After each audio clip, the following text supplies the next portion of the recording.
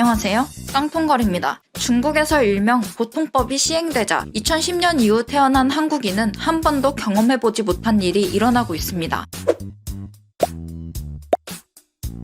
최근 트럼프는 백악관을 떠나기 전 중국에 대한 압박을 강화하고 있습니다. 트럼프의 임기는 2021년 1월 20일까지입니다. 이제 한 달도 안 남은 상황이죠. 지난 18일 미국 상무부는 수출 제한 업체 명단 77개를 추가했습니다. 물론 대부분은 중국 업체들이었습니다. 이번 발표로 대표적인 중국 반도체 회사인 SMIC와 드론 업체 DJI, 조선 업체 CSSC, 세계 1위 CCTV 업체 하이크비전 등이 포함됐습니다. 미국의 제재 대상에 오르면 뼈도 못 추린다는 것을 화웨이 제재를 통해 전 세계가 지켜봤죠. 아시아, 중동, 유럽 등에서 저가 스마트폰으로 세계 스마트폰 점유율 1위를 차지했던 화웨이는 트럼프 집권 3년 만에 폭망했습니다. 화웨이는 저가 스마트폰 사업을 매각해버렸고 통신장비 사업은 폭망의 길을 걸으며 삼성에 큰 반사이익을 줬습니다. 그런데 트럼프가 백악관을 떠나기 전 마지막에 중국에 통큰 선물을 줬습니다. 화웨이 제재를 통해 일부 한국 기업들이 이익을 본 것처럼 이번 제재를 통해 반사이익을 보는 한국 기업들이 생겨날 것으로 보입니다. 특히 최근 한국 조선업계가 수주 대박을 터뜨리는 상황에서 중국 조선업체 CSSC가 제재 리스트에 올랐다는 사실이 주목받고 있습니다. 한국 조선업계는 앞으로 더 큰 수주를 따낼 가능성이 커졌습니다.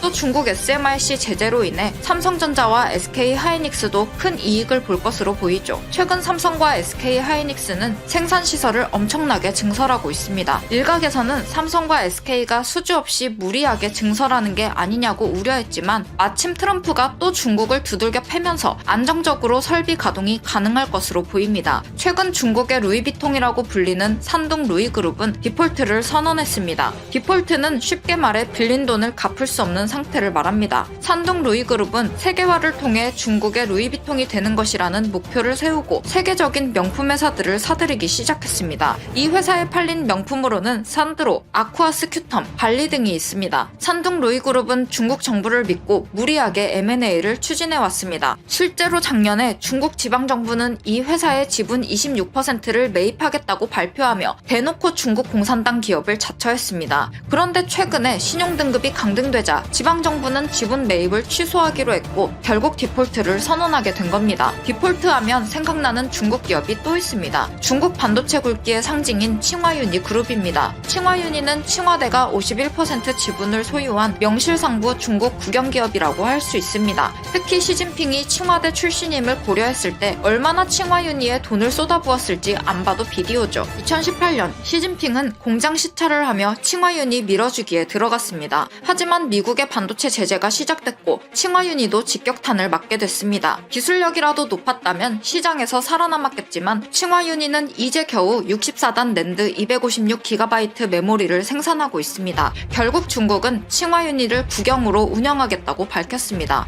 부패의 상징 공산당에서 칭화유니를 직접 운영한다고 하니 앞으로 더 크게 망할 일만 남은 것으로 보입니다. 미국은 중국의 경제제재뿐만 아니라 정치적으로도 압박을 가하고 있습니다. 중국은 반체제 인사들을 해외에서 싹 다 잡아와 처벌하는 작전인 여우사냥을 꾸준히 진행하고 있었습니다. 홍콩에서 중국에 반대하는 인사들을 중국으로 송환할 수 있게 하는 법안이 발의되자 격렬한 시위가 발생하기도 했죠. 결국 홍콩은 이 법안을 통과시켰고 대표적인 민주화 인사인 조슈아 웡은 13.5개월 징역형을 선고받게 됐습니다. 중국은 홍콩뿐만 아니라 미국에서도 중국 공산당을 위협하는 중국인들을 본격적으로 소환하려고 하고 있습니다. 하지만 최근 미국 법무부는 중국인 깡패 8명을 기소했다고 밝혔습니다. 이들은 같은 중국인이면서 미국에 사는 중국인들에게 협박과 괴롭힘을 일삼았습니다. 미국에 사는 중국인들을 본국으로 송환하기 위해 중국 정부 앞잡이 노릇을 한 거죠. 중국은 미국에 사는 중국인 일부가 중국 내에서 강력 범죄를 저지르고 있고 중국 내에서 강력 범죄를 저지르고 도망간 사람들이니 본국으로 보내달라고 주장하고 있습니다. 하지만 실질적으로 이들은 반체제 인사들입니다. 중국 정부는 이 인사들을 잡아와 무거운 벌을 내려 인민들에게 공포심을 심어주고 공산당 체제 선전용으로 활용할 계획인 겁니다. 하지만 미국 법무부의 적극적 개입으로 미국에서 이런 짓을 하기는 더욱 어려워지게 됐습니다. 중국 상황이 점점 악화되자 중국 외교부장 왕이는 미국에 엎드리고 있는 모양새입니다. 지난 19일 왕이는 연설에서 양국이 대화와 협력으로 갈등을 관리해야 한다고 밝혔습니다.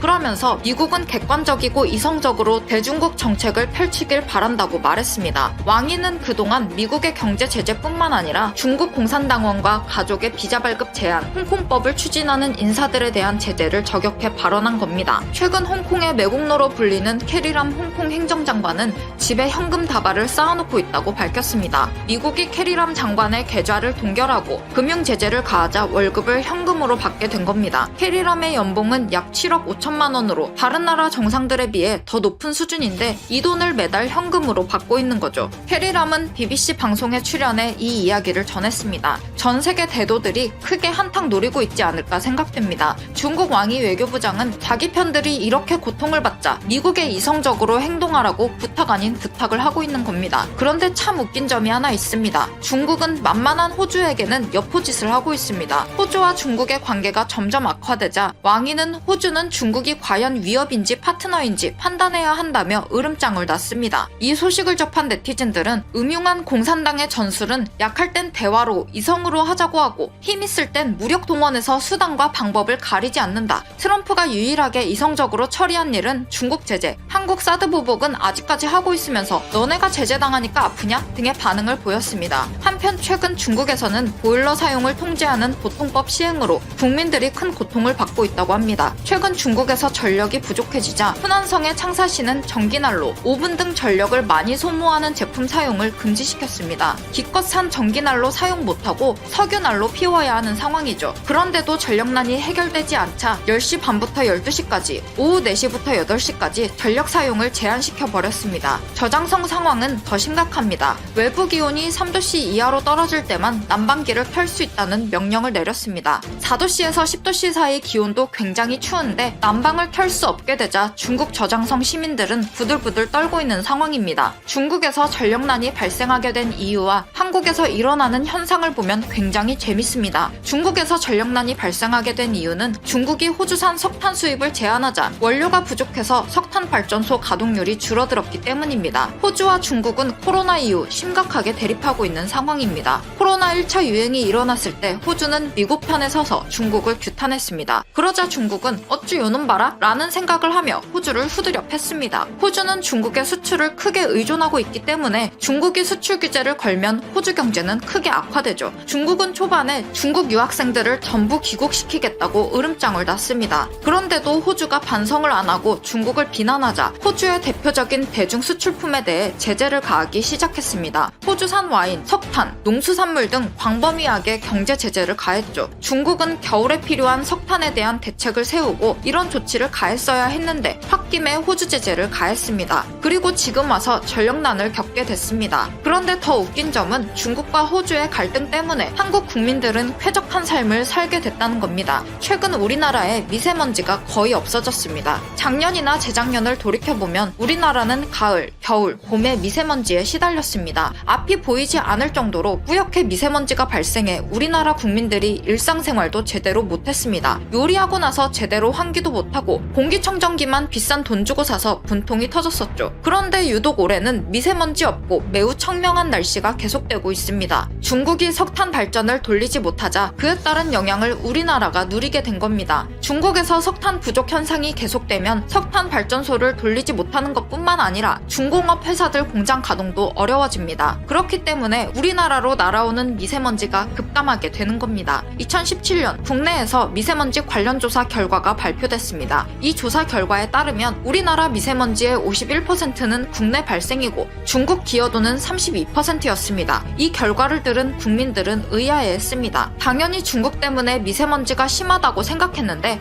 우리 탓이라는 연구 결과를 믿기 힘들었죠. 심지어 2019년 11월 21일 중국 관영 언론 황구시보는 중국은 종종 한국으로부터 미세먼지 주 원인이라는 비난을 받아왔는데 이번 공동 연구 결과 미세먼지는 대부분 메이드 인 코리아였다 라고 보도하기까지 했습니다. 그러면서 한국 미세먼지는 한국 탓이니 중국은 대규모 석탄 발전소를 증설할 계획이라고 선언했습니다. 이 당시 중국이 건설 중이거나 계획 중인 석탄 발전소 용량은 149기가와트로 유럽 전체를 합한 용량과 맞먹는 어마어마한 양이었습니다. 최근 중국 석탄 발전소 가동률 하락으로 한국의 미세먼지가 급감하자 우리 국민들은 역시 미세먼지는 중국 때문이었다 라고 생각하고 있습니다. 앞서 한국시보가 보도한 미세먼지는 한국 탓이라는 연구 결과는 한중일 공동으로 진행한 연구에서 나온 결과였습니다. 그러니 신빙성이 더 떨어진 거죠. 떼놈들이랑 외놈들을 어떻게 믿습니까? 오늘 준비한 영상은 여기까지입니다. 끝까지 시청해주셔서 감사합니다. 다음 영상에서 만나요. 한국 정부가 방역과 관련한 체계를 대폭 강화하고 나섰습니다. 그 일환으로 질병관리본부가 오는 12일부로 질병관리청으로 승격됩니다. 따라서 앞으로 감염병과 관련한 대응은 보건복지부가 아닌 질병관리청에서 책임지게 됩니다. 지난 8일 행정안전부가 이 사실을 발표하자 초대청장이 누가 될 것인지가 초유의 관심사로 떠올랐습니다. 물론 대부분의 국민들은 정은경 현 질병관리본부장이 유력하다고 생각했습니다. 현재 코로나 대응을 주도하고 있고 국민 신뢰도가 높은 만큼 오히려 다른 인사가 청장에 오르면 논란이 커질 수 있죠. 모두 예상대로 정부는 정은경 질병관리본부장을 초대 질병관리청장으로 내정했습니다. 질병관리청 인원은 기존 907명에서 1476명으로 늘어나고 재배치를 제외한 순수 증원 인력만 384명에 달하게 됩니다. 규모가 커진 만큼 역할도 광범위하게 됩니다. 감염병 대응에만 주력하던 기존 역할에서 감시와 조사 분석, 위기 대응, 그리고 예방까지 감염병의 전 주기를 관리하게 됩니다. 종합상황실이 신설돼 감염병의 동향을 24시간 감시하고 위기 대응 분석관도 신설돼 정보 수집과 예측 기능을 강화합니다. 국립감염연구소가 신설돼 바이러스뿐만 아니라 임상연구와 백신 개발 지원 등을 보강합니다. 그리고 기존 국립보건원에는 연구기획조정부를 신설해 R&D 전략을 수립합니다. 뿐만이 아닙니다. 여기에 백신의 수급과 안전관리, 의료감염 등을 감시하는 의료안전예방국이 신설되고 생활 속에서 건강위해 예방사업을 추진하는 건강위해 대응관도 새로 만들어집니다. 앞으로 코로나 사태와 같은 일을 겪지 않겠다는 정부의 강력한 의지를 보여주네요. 그동안 한국은 다른 선진국에 비해서 질병관리 체계가 다소 부족했습니다. 그런데도 세계적인 방역모범국이 되었다는 건 정말 놀라운 일입니다. 한국의 저력을 잘 보여주는 것이죠. 앞으로 한국의 행보는 더 탄탄하겠죠? 정 청장의 내정과 더불어 코로나에 대응해 탄력이 붙기 시작했습니다. 정부는 이달 중 코로나19의 상업용 항체 치료제 대량 생산을 계획하고 있다고 밝혔습니다. 이와 별도로 GC 녹십자가 개발 중인 혈장 치료제는 이날 임상시험용 2차 혈장제제 생산을 개시해 10월 중순 공급을 끝내기로 했습니다. 발빠른 행보입니다. 질병관리본부는 이날 오후 정례 브리핑을 통해서 이렇게 발표했습니다. 항체 치료제의 국내 경증 환자 대상 임상 일상은 지난 8월 25일 승인을 받아서 현재 환자를 모집 중입니다. 식약처에서 233 임상시험 계획을 심사 중으로 9월 중 상업용 항체 치료제 대량 생산을 계획하고 있습니다. 항체 치료제의 경우 지난 7월 17일 국내 임상 일상 계획을 승인받았고 이후 일상 결과를 분석 중입니다. 7월 29일에는 영국에서 임상 일상을 승인받아 현재 임상시험을 진행하고 있습니다. 방역당국은 이날 양산에 나설 항체 치료제의 개발사를 공개하지 않았습니다. 하지만 셀트리온인 것으로 공식 확인되었습니다. 서정진 셀트리온 회장은 전날 식품의약품안정처가 개최한 2020 글로벌 바이오 컨퍼런스에서 이렇게 발표했습니다. 늦어도 내년 5월 임상 3상이 끝나면 코로나 치료를 위한 항체 치료제를 세계에서 가장 먼저 생산할 수 있게 됩니다. 국내에 필요한 수량만큼 대량 공급이 가능하도록 이달부터 선행적으로 대규모 생산을 하는 계획을 세웠고 계획대로 가능할 것으로 생각하고 있습니다. 서 회장은 이달 말 진행하기를 희망하는 이상 임상시험 결과가 안전성에서 탁월하게 나오면 연말쯤 긴급 사용 승인을 신청할 것이라고 했습니다. 올해 안에 코로나 치료제가 꼭 나올 수 있으면 좋겠습니다. 한편 유력한 치료제로 불렸던 렘디시비르는 효능에 물음표가 생겼습니다. 렘디시비르를 투약한 국내 환자 중 일부가 사망한 것으로 나타났기 때문입니다. 이 약은 미국 길리어드가 개발한 세계 최초 코로나 치료제입니다. 지난 7일까지 49개 병원에서 렘데시비르를 투약받은 환자 274명 중 16명이 사망했습니다. 정부는 부작용이 나타난 이유가 무엇인지 정확히 파악하지 못한 것으로 전해졌습니다. 다만 렘데시비르의 부작용으로 인한 사망이라고 단정하기에는 이르다는 입장입니다. 한편 백신 중에는 영국 제약사 아스트라제네카가 옥스포드대와 공동으로 개발 중인 백신이 가장 상용화에 가까웠습니다. 하지만 지난 9일 임상시험에서 부작용이 나타나 임상시험이 중단되었다는 소식이 전해졌습니다. 이 소식은 의학 전문지 스태트가 긴급하게 전한 것입니다. 매체에 따르면 아스트라제네카는 영국인 임상시험 참가자 한 명에게서 심각한 백신 부작용이 나타나 임상시험을 중단했다고 합니다. 다만 임상시험 중단이 아스트라제네카의 자체의 결정인지 영국 보건당국의 지시인지는 밝혀지지 않았습니다. 또 부작용이 어떤 것인지 언제 나타났는지도 아직 알려지지 않았습니다. 소식이 전해지자 아스트라제네카도 공식 입장을 내놓았습니다. 임상시험 중단은 백신 개발 과정에서 흔히 일어나는 일이다. 임상시험 중 알 수 없는 질병 가능성이 나타날 때마다 일상적으로 취해지는 조치이다. 현재 조사 중에 있지만 임상시험을 온전히 유지하기 위해 일단 조처를 취했다.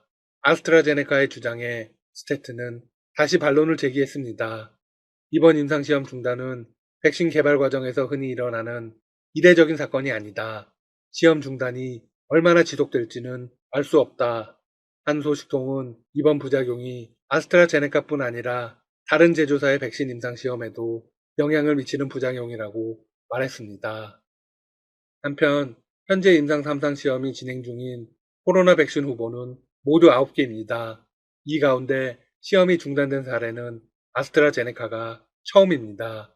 아스트라제네카는 지난달 말 미국에서 3상 시험을 시작했고 앞서 영국, 브라질, 남아프리카 공화국에서 임상 2상과 3상을 병행해 진행해 왔습니다.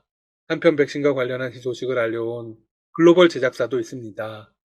미국 화이자와 함께 백신을 개발 중인 독일 바이오엔테크입니다.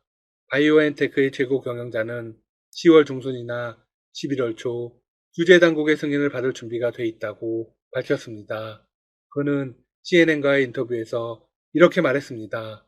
우리가 개발하는 백신은 훌륭한 성적을 보여주었다. 이 백신이 거의 완벽하다고 생각한다. 우리는 안전한 제품을 가졌고 효능을 입증할 수 있다고 믿는다.